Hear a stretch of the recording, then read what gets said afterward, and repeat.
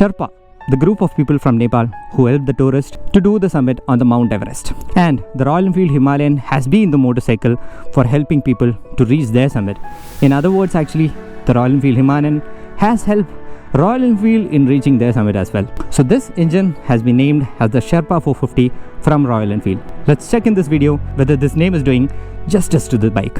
Welcome to the review of the Royal Enfield 450.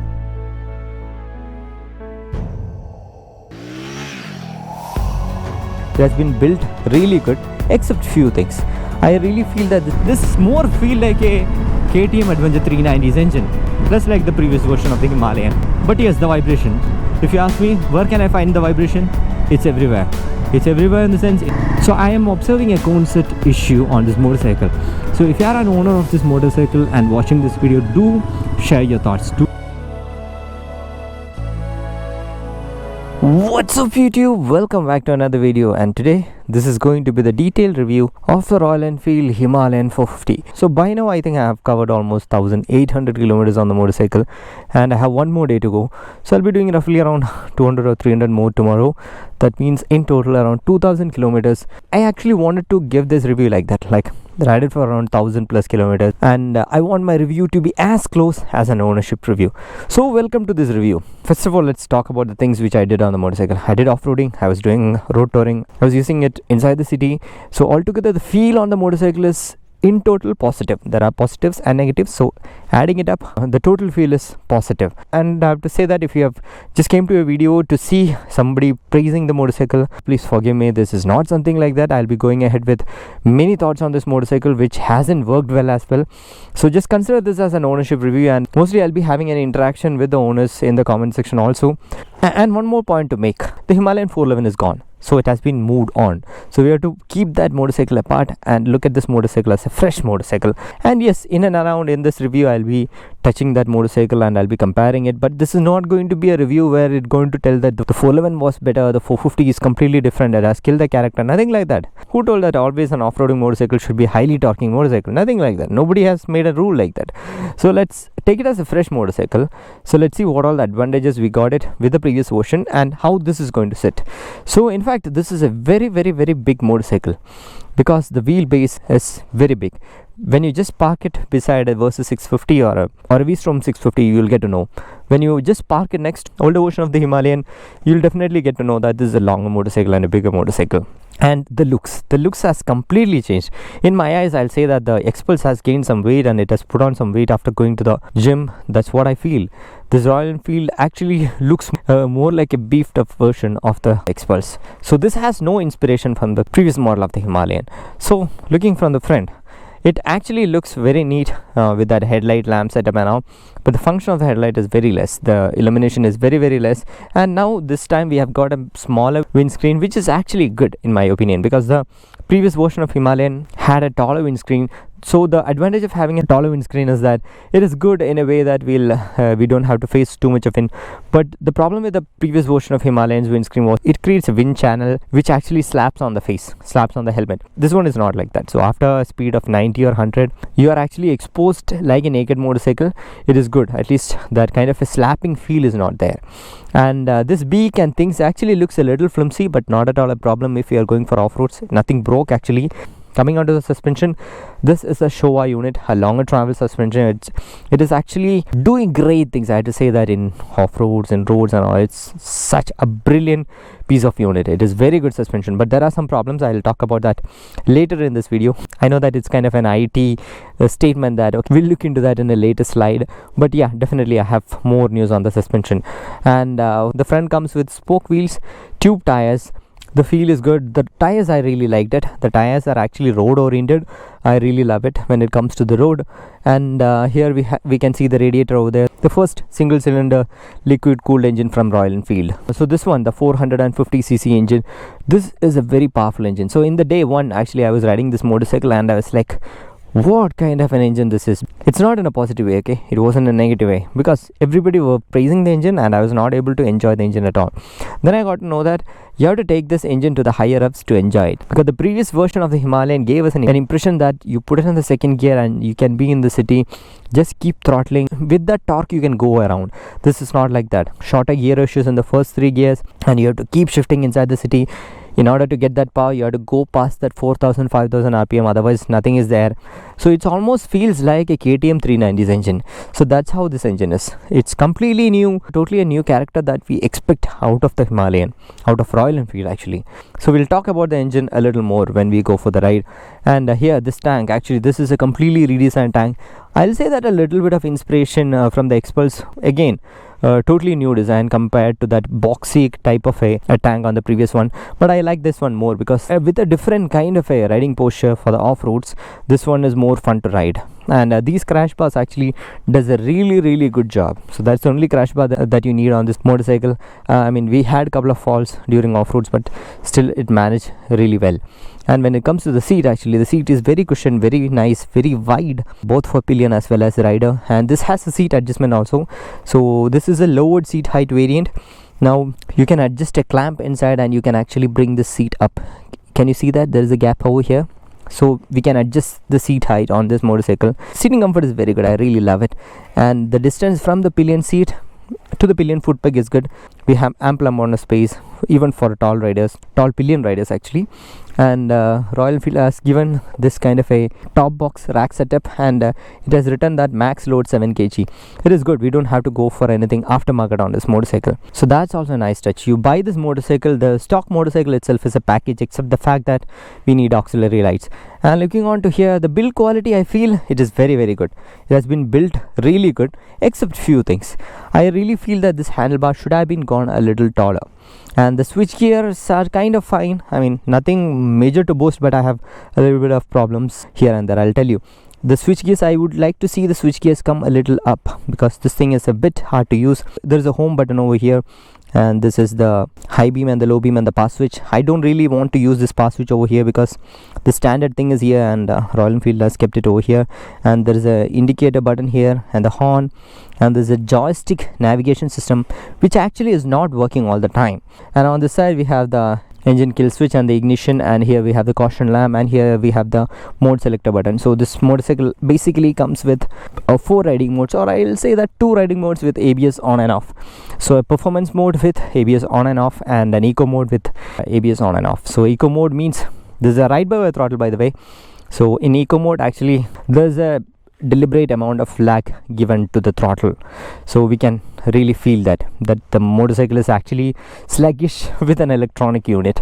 And performance mode is really nice. It is like giving the right amount of power, in the sense you can play around with the motorcycle. But the thing is, I experienced a little bit of glitch from the software side on that dial. The thing is, a couple of times it didn't show the eco mode. I don't know what happened, so we have to turn it off and turn it on. And while moving the motorcycle, we are not supposed to change the riding mode. But on this motorcycle, what happened is that when you ride for some time and stop the motorcycle, the dial is not recognizing that the motorcycle has came to a halt, so it is not allowing me to change the riding modes. So I have observed those kind of software issue on the motorcycle. That's what I told. This is not just a plain review. This is almost like an ownership experience that I'm sharing. And also, if you are someone who is a Royal Enfield Himalayan 450 owner, please do share your thoughts in the comment section. And yeah, let's talk about the exhaust. This exhaust actually looks sleek. Even when we are falling down, the exhaust is not getting scratched. That's also one good thing, because the exhaust sit inside the motorcycle. You see that it actually sits inside the motorcycle, and it sounds pretty nice. It has only a little bit of a feel of a Royal Enfield. Otherwise it sounds a bit like a KTM.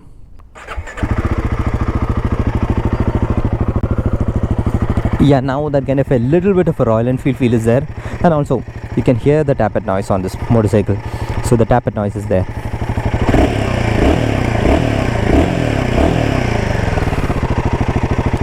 It's a totally different feel. And okay, let's talk about the dial for some time. So this is an automatic changing dial. So this one is in white color now. When it is dark, this changes. But the problem which I faced with this dial is that it need not to be dark. At times it changes even when you are in the shade, and sometimes it gets confused. So it keeps toggling, and sometimes it doesn't comes at all. Things are actually kind of fine. the things which are seen in bigger letters are readable when we are riding on the road, but the things which are on smaller letters are not so easy to read. Yeah, and we have a lot of things on this dial. Actually, it is actually in par with what we see. And one thing which I didn't like again with the dial is that in order to put the map on this dial using the Royal Enfield app, you have to keep the app open, like the mobile screen open all the time. The mobile screen is actually running all the time. So there are two things. One, it drains your battery quickly and it may heats up your phone. So that I didn't like that kind of a feature, because if you have to directly port, you have to do that. Otherwise, turn by turn navigation is okay, rest is fine. So I have a kind of a neutral feel about the dial, even though this is a complete package from Royal Enfield. And also to talk about the accuracy of the fuel meter, until the 50% reading, it is kind of accurate, and after that at times it has a problem. That's always there. And yeah, now let's go for the ride and talk about the rest of the things.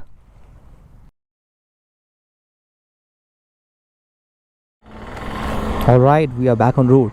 So before we start the engine, I'll just show you one thing which I'm facing with my height. So the thing is, if I put the stand and I keep my leg, and the stand comes and actually lands on my foot.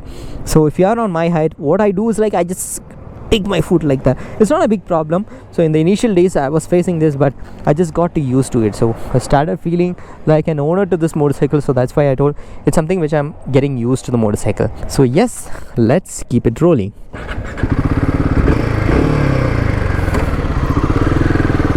Come, let's pull it hard.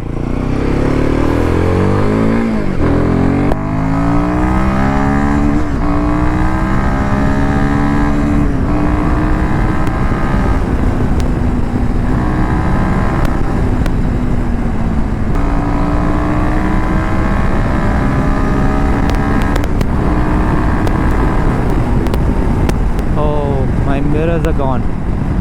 Let me adjust it. So yes, you might have noticed two things. One, the feedback from the engine is way different from what we expect from a Royal Enfield. Second thing, there are too much vibration which actually twisted my mirrors in altogether different way.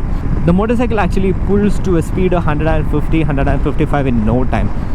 I didn't got a really nice highway there, that's why I couldn't show that, but 150 in no time. It's just a piece of cake.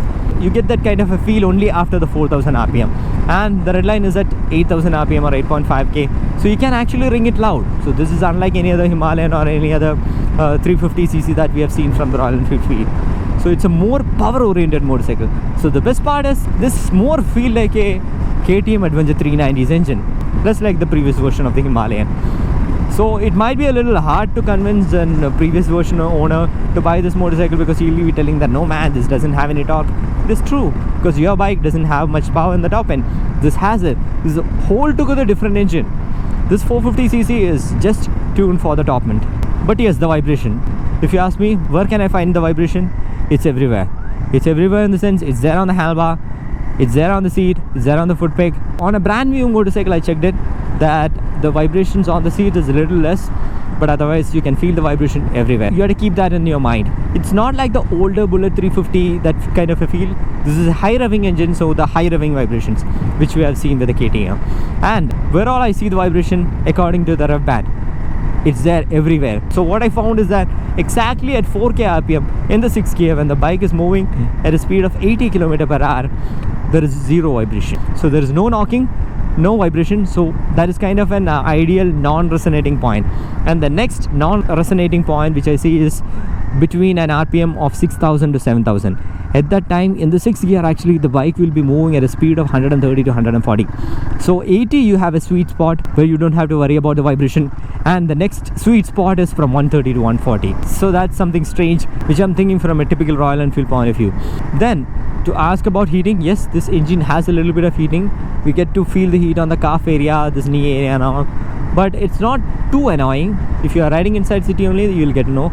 Otherwise, there are no major heating issues. Now let's talk about the rest of the things. Let's start from the tires. So the tires are really good. I really love the feedback from the tire. This is more of a road oriented tire, and the thing is, as I said, this can go till a speed of 165 or 68 according to me, because I did a 165 top on this motorcycle. I was having a very good highway and I did a 165, and even those speeds the tires are like very confident. I was doing 141s and there was a long sweeping corner and I throttled and the bike actually moved to 150. It almost felt like a sports bike. So the confidence from the tire is very good. Even when we go for the off-road, this is decent. I don't say it is bad, but this is decent. So overall the feedback on the tire is very good. By the way, this now comes with a 140 section rear tire, which is actually very nice profile as well. So let's talk about the suspension. So this comes with a Showa suspension. The suspension is actually very nice, be it high speeds or low speeds or off-road or whatever it is. The suspension is giving a lot of confidence, a lot of comfort. Forget everything, you can ride this motorcycle in your own pace actually. But only one trouble which I found with this motorcycle is that if you are taking it off-road and you have a very small fall itself, the cone set is actually twisting. So if you see over here, the distance from here to the triple clamp is actually a little longer compared to the previous version. So I don't know whether that's the reason. To confirm that, actually this is my second motorcycle, this is my second unit. So the first one has this issue. There was a serious amount of twist, so that's why I dropped that motorcycle off and I took this, and I thought that it happens only for that motorcycle, that's why I ignored it. But when I came to this motorcycle, I had a little bit of fall. The cone set actually twisted, and after that, every time I ran over a hump, what I found is that the twisting is getting more and more. So I am observing a cone set issue on this motorcycle. So if you are an owner of this motorcycle and watching this video, do share your thoughts. Do share your thoughts on this, if you are facing this or not. I mean, honestly, I don't want this video to be a one-sided one. I'd like to take open comments from owners as well, whether you're facing any issues or what is your review as well.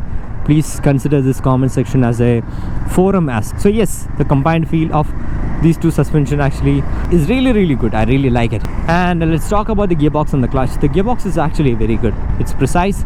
It's a 6-speed gearbox. So the first 3 gears are actually shorter gearing. You have to shift a lot inside city. That's the thing, that if at all I have to come to this kind of a speed, I actually wanted to shift to the first gear. Otherwise, since that bottom end torque is not there, I'm facing that. So if you are riding inside city, you might feel like you are shifting a lot, but shifting is not a difficult task on the motorcycle because precise gear shifting, there are no false neutrals. I had experienced this neutral issue only between 1 and 2 when the chain slack was not proper. By the way, I think I have done 4 chain services by now. So the clutch feel is comparatively lighter. I don't have any trouble in using it for longer time. And let's come to the brakes. So according to me, I'll say that this has got one of the best brakes which I've seen in this segment, because the front brake is really nice. Combinedly, this suspension and the braking is giving a very good feel to ride this motorcycle. And the rear brake, actually, I didn't expect this kind of a bite from an adventure motorcycle, especially an off-road going motorcycle. So what I felt is that the braking is too good. This is actually advanced oriented braking, be it road or off-road. You won't face any kind of lag from the braking. And if you ask me how easy it is to take a U-turn and all, motorcycle is actually a little heavy, but the only thing is, if you are taking a U-turn and all, make sure that you're putting onto the first gear. If you are in the second gear, if the motorcycle actually stalls, then you will fall down because it's a bit onto a taller side as well. So there are 2 seat height settings for this motorcycle. So with this seat height, my rider's triangle is comfortable. With my height, I have a completely upright riding posture. But for someone who is actually tall, will have a little more sportier riding feel, because as I mentioned, I actually wanted to see a little more raised handlebar, because be it off-roading or be it using on the highway, I feel for tall riders this is a bit lower one. So considering that you are actually a tall person and you are increasing the seat height, you will have more sportier riding feel. So in my opinion, if you are a tall guy, then I'll say that go for handlebar races. That's the best thing. And looking onto the ownership aspects of this motorcycle, so this one actually, this particular color variant actually comes for around 3,55,000 on road. In my personal opinion, I like this color very much. It's not because I'm riding this, but from the first look onwards, I started liking this color very much. So this one is actually 355, and there's a Kaza white. I think it comes for around 370 to 375, and the black color variant comes for 3.95 lakhs on road Bangalore. So it's a little bit of expensive buy. I don't say that it's kind of a steal buy or something, but it's a little on an expensive side. And now let's look into each category where this motorcycle can go: the city riding, the highway riding, the off-roading. So when you're planning to use this motorcycle inside city, because of the shorter gearing, you'll be shifting a lot. So that might be one annoying thing, but the thing is, best part is you have a wonderful suspension. So potholes, humps, everything being taken care, even for pillion as well. And it is a very good looking motorcycle, so people will look at you definitely. In fact, not looking at you, looking at the motorcycle. And another thing is the motorcycle is actually long. So the advantage of this longer motorcycle is it has a very good planted feel, but if you are actually filtering, then you have to keep that in mind that it's a longer motorcycle. And when it comes to off-road, definitely this is an altogether genre of off-roading comparing the previous version of Himalayan, because the posture itself is different. With that boxy kind of a previous Himalayan tank, you have a better grip, but on this one you have to keep your leg here, so it's like a rally riding. You see that? Look at my shadow. Actually, I'm keeping my chin over this headlight, and it's kind of a rally riding, so you have to stand like that, put more weight into your front. So that's a kind of riding posture, not like you just stand on the foot peg and you can balance the motorcycle. You have to push yourself to the front to put more weight to the front, and you get that very sweet rear wheel drive feel. All motorcycles are rear wheel drive, I know that, but still you get that feel. The tire slides are good, so it's more of a rally riding than a slower off-roading motorcycle. So the previous version of Himalayan does off-roading in a slower manner because you have torque, so you just put it in the first gear, just keep feathering the throttle and the motorcycle moves. This one, when you feather the acceleration, nothing happens actually. There is nothing in the bottom rev range, so you have to leave the clutch open, you have to give a lot of gas and then start riding the motorcycle in a very fast manner. It's not a slow off-roading motorcycle, but instead a fast trail riding motorcycle. So you can do that scented thing. So that's my personal feedback. And when you drop this motorcycle or fall from the motorcycle in off-road, this crash box takes everything. I have a very good positive feel about the crash box. It takes everything. You don't need any other kind of an extra accessory on this motorcycle to keep it safe. Only one issue which I faced is that obviously the foot peg, the gear lever got bent. It is much understandable, nothing else. And of course, yeah, there's a slight bend which I've already mentioned. Otherwise, the motorcycle is actually very stable and it's built really well. And when it comes to highway, as I mentioned, there is a huge rev band here. So if you're speeding at 80 km, no vibration, you can just go like that. Better mileage, something like you'll get a 30 to 35. And if you're someone who is on to fast cruising, 130 or 140, still if you want to overtake someone, give the gas, it just goes. So it's a very powerful engine. So 130 to 140, again you have that kind of a sweet spot, a fast cruiser, and you can carry your luggage and you can have your pillion, and your pillion will be comfortable. The seats are much comfortable. So very good highway touring motorcycle. Okay, now let's come to the verdict. Before that, I wanted to say one thing. So this is the first generation of the Royal Enfield Himalayan 450. Always when we look at the history of Royal Enfield, even the previous version of 411 Himalayan also had a little bit of issues in the first generation. You have to keep in mind that there might be some issues with the motorcycle. First of all, I have to appreciate Royal Enfield for two things. One is they have completely redesigned everything, each and everything on this motorcycle, wiping out the design board, drawing from the scratch. They have made a brilliant product. Second thing, Royal Enfield is actually good in taking feedback from the owners and fixing it and providing the fix back. So I really love in that matter. But what I'm telling is that if you are someone who actually only goes for the perfect proved motorcycle, this is not the motorcycle for you. You can look into something else. Maybe a KTM 390 Adventure is good because it's there in the market for long and most of the issues are sorted. You know how it revs, you know how it rides, so just go for it. But if you are someone who is open with mind, you can actually tolerate with a little bit of fixes after you go into the service center and all, then just go for it. It's a bloody damn beautiful motorcycle. So my verdict is, if you are someone who wanted a high revving bike, fast going on the highways, again trail riding, off-roading with power and little bit of city riding, beautiful motorcycle. If given a chance between this one and the Interceptor 650, I'll be taking this motorcycle for a ride. My connection with this motorcycle is much better than the Interceptor 650. So I'll say that this is a brilliant all-rounder motorcycle which I'll be picking for my all-rounder use. So yes, if you ask me what are the negatives which I found, there are minor issues here and there, like as I said, the problems with the dial which I faced, and there is a rim bend actually. There's a minor rim bend even with this longer suspension. I don't know whether it happened with me or from some previous person who was riding it, but there's a rim bend and cones are twisting, and there's a tap and noise issue. And one issue which I am foreseeing, which I don't know whether it will happen or not, but if you are an owner, do write this in the comment section if you have covered more than 10,000 or 15,000 kilometers on this motorcycle.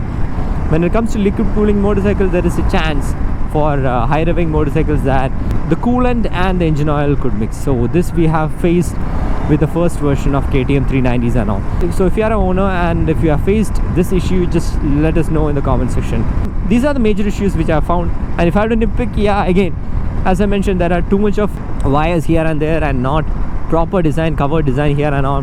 the color of the nuts used over here, and the panels are not the same, so it is actually protruding to the eyes. So that's there. And one thing is like the stopper in the fuel tank is actually on a little earlier stage. So what it is like when you go to the fuel pump and when they keep the nozzle, so there is a stopper for the nozzle, so that is actually at a very earlier stage. So one funny thing happened. So I went to the fuel station and that guy is actually trying to fuel the bike. So he told that, sir, this is not going inside. Then I said that it's because your thing is small, and the lady behind me actually laughed. It was an LOL moment. We both of us got that joke after a later time, but yeah, it happened. So when we fuel, actually we have to be a little more careful because the nozzle doesn't sit so properly. The fuel can come out at times, that's all. So that's my review about the motorcycle. I'm so happy that I'm riding this motorcycle long, and I'm a little bit sad that I'm giving this motorcycle tomorrow back to the service center. Obviously a very lovable motorcycle from my side, and I hope this video is actually helpful for you. And as always, show some love in the form of likes and comments. See you in the next video. Until then, bye bye.